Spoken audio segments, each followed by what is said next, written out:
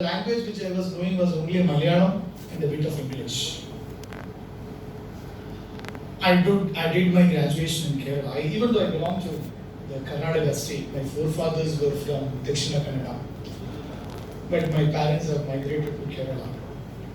We are temporarily placed in a small district called Thrissur. I did my degree there. I am a rank holder from the Calicut University and got into the rank. Through all these years, maybe 24 years of service, from a clerk to a GM, one thing which I always do remember in my life, as well as in my career, and wherever I meet people like who are having more wisdom than me, but still while interacting, in life, in business, wherever we go, challenges are there. It's a part of the evolution process itself. And these challenges, how we address them, recognize them, understand them, interpret them, overcome them. That is what makes us what we are today. That is what going to make us what we are going to be tomorrow. So with this brief note, I first of all would like to thank the office bearers of this great organization, Rachana, who has got almost 450 members, who had worked a lot for the upliftment of the business in the Dakshina Kannada region, and also supported many of the entrepreneurs today, to inviting me for a brief talk of maybe 20 or 25 minutes on the pandemic and its evolution and how we are going to prepare ourselves for the coming days. It's a real, I would like to say, honor to me, because previous speakers were like Mr. Hegde, Mr. Moileri and all. So on this forums, my dear friends, it's a real honor to me. First of all, I place on record my thanks to the office workers. Now coming towards the next point is on KBL, because I am here today because I am a part of the Karnataka Bank. Like how we say that entrepreneurs are getting born in the Dakshina Kannada concepts in business. Because always businesses face a challenge in terms of inventions and disruptions. I'll tell you a best example for a change which has brought in the industry because of invention. Mobile phone. A mobile phone is an instrument originally devised for communication. It's a device for communication. Now, can anybody imagine in an industry which does not have any link to communication? It does not have any link to communication. But today, that particular industry is extinct. None of us look for that particular industry anymore. Can anybody just give a thought on that? Which could be that industry? It's camera? No, it's not camera. Camera is still there. Pardon, sir? Camera film is not because of mobile, it is because of digital invention. The best example was Kodak. It was a great film manufacturer but lost the whole market because he was not able to change according to the dynamics. It's a great example for a failure. But that failure is mainly because he was not adjust to the business within himself. He was seeing that the people are going for digital, but he didn't recognize that the people are going for digital, I have to change. But in my case, this industry never come in way of communication. They never thought that this mobile phone is going to hit my business a lot.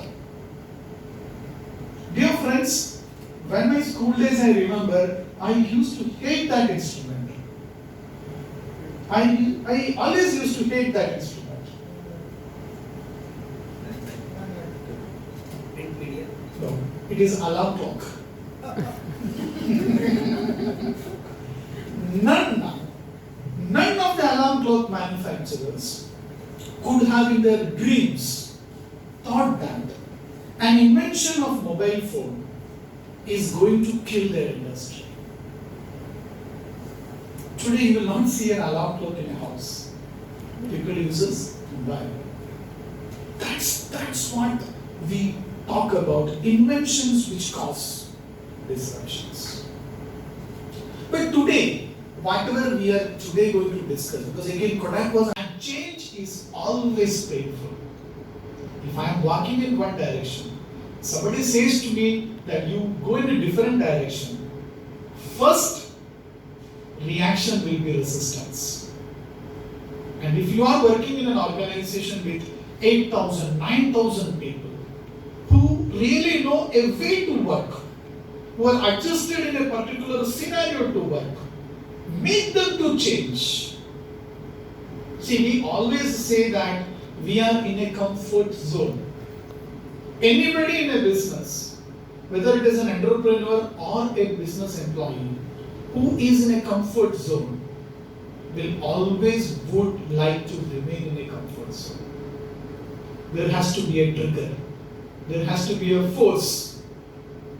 Then only that movement will take place. Always remember the law of motion.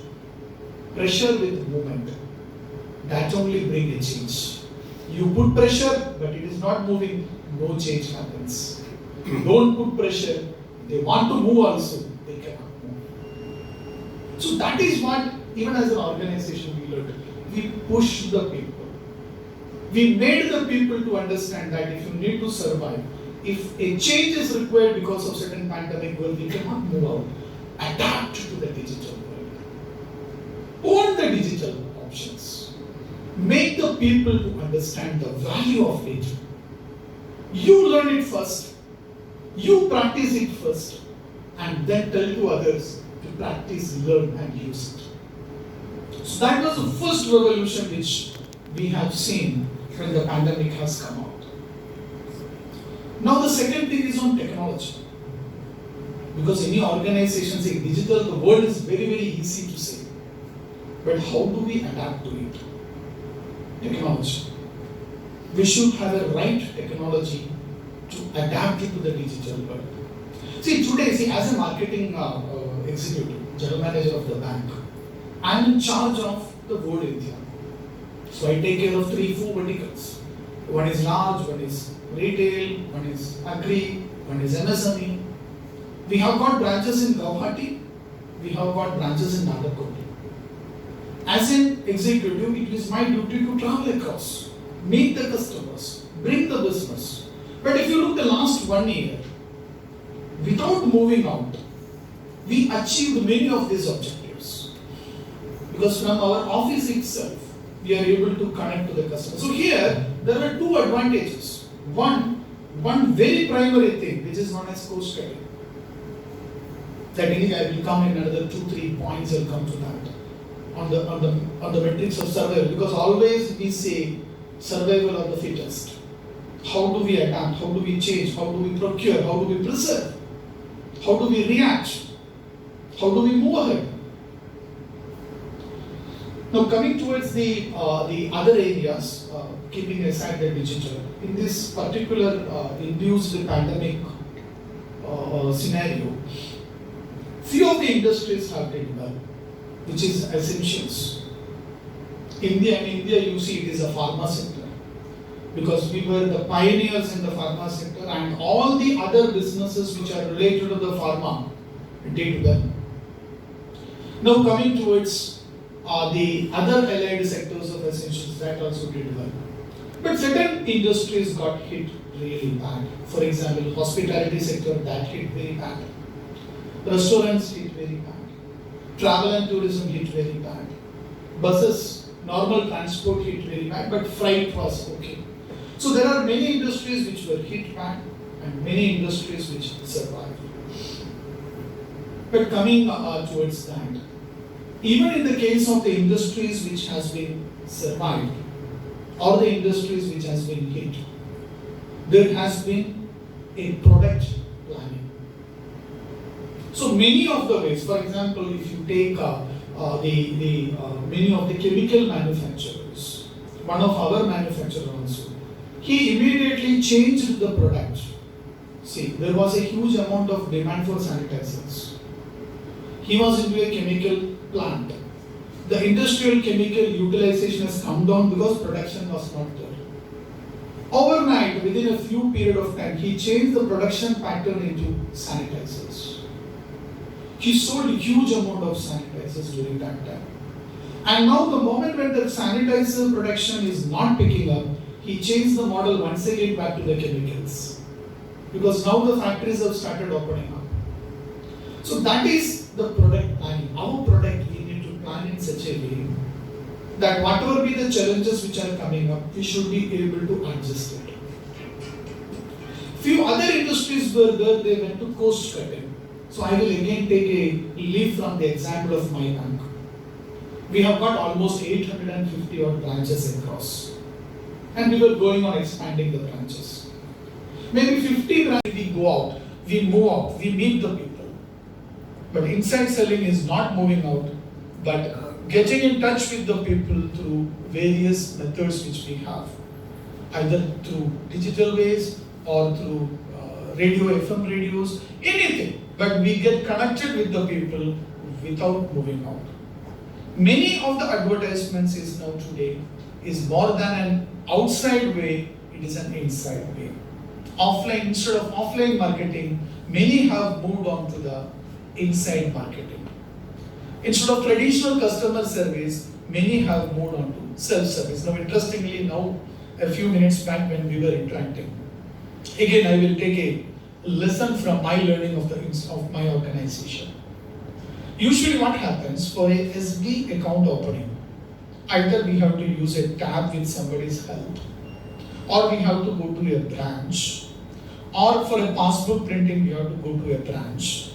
All these activities are a must today. But if you see in our Mannagutta branch, which is in Mangalore only, we are coming out with a hub over there. There is a chatbot and a machine. Any time during the day or night, you can just walk into there with certain minimum requirements. Just you yourself enter that detail to the machine. Machine will automatically open an SB account, deliver you the passbook, deliver you the debit card, everything. It takes you a photo, everything. No need of anybody assisting you. It is a purely self-service. So why this change has come? The change has come because interactions need to be reduced. Cost need to be saved. System need to be more efficient. We should make the best of the capital because on today's date, my dear friends, the most scarce resource is capital. So we need to preserve that capital in such a way that we reach the maximum people with our service or product, making use of whatever methods we have in today's date. Now, one other very interesting concept is that, which was actually new, which has come out now, which is known as a funnel to flywheel. Till today, what happens is that everybody, even us, we focus on getting new customers. Because I have got a product, I have plans to expand that, I have got X, Y, Z customers. Now, if I have to make it more reachable, I need to go for more expansion, I have to have more customers. The new concept says that instead of customer satisfaction, we should always aim for customer delight. And what is the difference between customer satisfaction and customer delight? The words are same. When a customer requires an X item with an X quality at an X time, and if you are delivering that according to his exact requirements, then that customer is satisfied. But if you are delivering him a better quality within a fast time schedule, then the customer is said to be delighted. There is a great difference between satisfaction and delight. A satisfied customer will be surely your brand ambassador, but a delighted customer will be your best advertiser. So this is a change, because funnel to flywheel. Funnel is a system where we concentrate on just entertaining a customer in. However he comes, we are happy, he is a customer. But in flywheel, we enter a customer into it. He is a fulcrum of it. And we start pushing maximum by giving him maximum services, more and more services. And we try to reduce whatever friction which is there. For example, if you onboard a customer and then he has got some issue in service, there should be a proper synchronization between the team who are onboarding and the team who are attending to his services. So that is one new theory which has come up now. You retain your customer with best of your efforts and see that from him you get more customers, and then see that you make your business more vibrant. Now before I move off or before I close, I have got, because I am from a bank, I am always interested in talking in financial terms. One very, very important aspect of this whole disruption is there, and which we are going to see in the coming days. Because many of us are entrepreneurs here and we are all dealing with banks. As I told earlier, the moment when the disruption came in,